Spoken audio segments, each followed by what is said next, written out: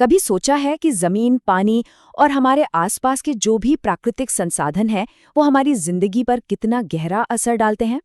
आज हम इसी बारे में बात करने वाले हैं कि ये संसाधन हमारे लिए असल में कितने जरूरी हैं और इन्हें भविष्य के लिए बचाना क्यों इतना ज्यादा जरूरी हो गया है।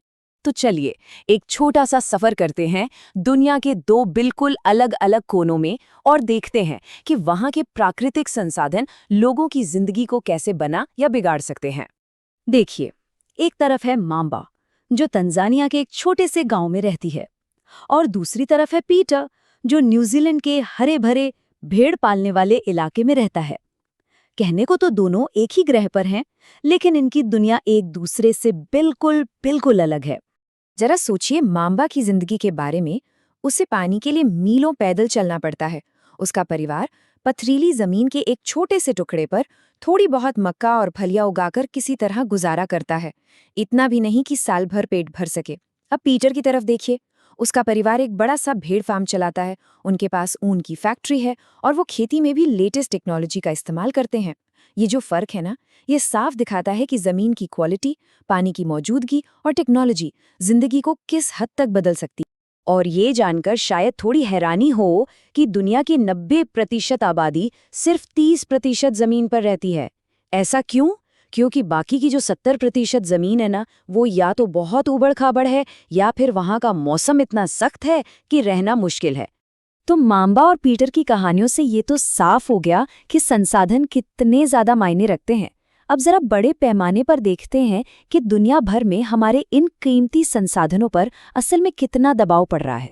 हमारी जमीन कई तरह के खतरों से जूझ रही है, जैसे कि जमीन का बंजर होना, मिट्टी का कटाव और रेगिस्तान का फैलता जाना। और भूस्खलन जैसी आपदाएं तो इसका एक बहुत ही भयानक उदाहरण है, जो पल भर में सब कुछ तबाह कर सकती हैं। वैसे तो हम अपनी पृथ्वी को नीला ग्रह कहते हैं, है ना? लेकिन एक चौंकाने वाली सच्चाई ये है कि इस पर मौजूद 97.3% पानी खारा है। समंदर का पानी, जो हमारे पीने या खेती के किसी काम का नहीं। मतलब पीने लायक मीठा पानी बहुत बहुत ही कम है। और जो थोड़ा बहुत मीठा पानी है भी ना, उसका भी लगभग 70% हिस्सा ग्लेशियर और बर्फ की चट्टानों में जमा हुआ है।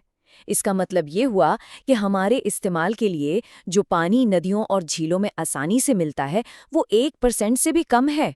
सोच सकते हैं कितना कीमती है ये पानी। और दुख की बात यह है कि जो पानी हमारे पास है भी, वो खतरे में है। खेती में इस्तेमाल होने वाले केमिकल्स, फैक्ट्रियों का कचरा और शहरों का गंदा पानी इसे जहरीला बना रहा है। भारत की यमुना नदी की ये तस्वीर इस गंभीर समस्या का एक जीता जागा सबूत है। अब बात करते हैं हमारे जंगलों और वहां रहने वाले वन्य जीवों की। जंगल की आग जैसी आपदाएं, चाहे वो कुदरती हों या इंसानों की गलती से लगी हों, पूरे के पूरे इकोसिस्टम को जलाकर राख कर देती हैं। इससे अनगिनत जानवरों का घर छिन जाता है और उनकी जिंदगी खतरे में पड़ जाती है। और एक और बहुत बड़ा खतरा है अवैध शिकार।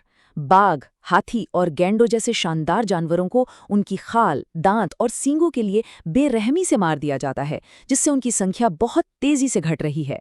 ये एक बहुत बड़ा और क्रूर अवैध व्यापार है। इन सभी खतरों का नतीजा ये है कि काले हिरन जैसी कई खूबसूरत प्रजातियां आज विलुप्त होने की कगार पर आ खड़ी हुई हैं। ये हम सबके लिए एक बहुत बड़ी चेतावनी है। लेकिन इतनी सारी चुनौतियों के बावजूद अभी भी उम्मीद बाकी है।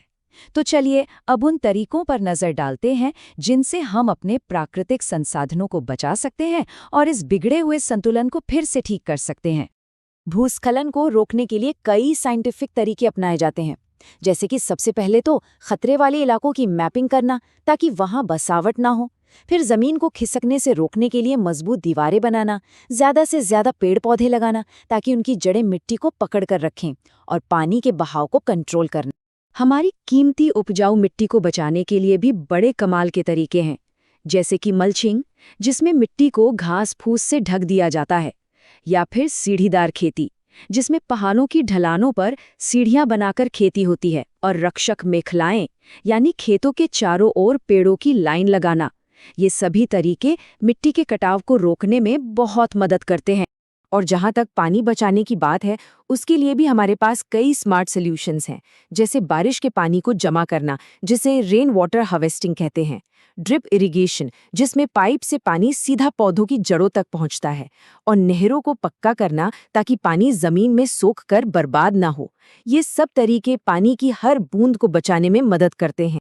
जंगली जानवरों को बचाने का सबसे अच्छा तरीका क्या है? उनके घरों यानी उनके जंगलों को बचाना। और इसीलिए national parks, wild life sanctuaries और बायोस्फीयर रिजर्व जैसी सुरक्षित जगहें बनाई जाती हैं ताकि हम उन्हें एक सुरक्षित भविष्य दे सके।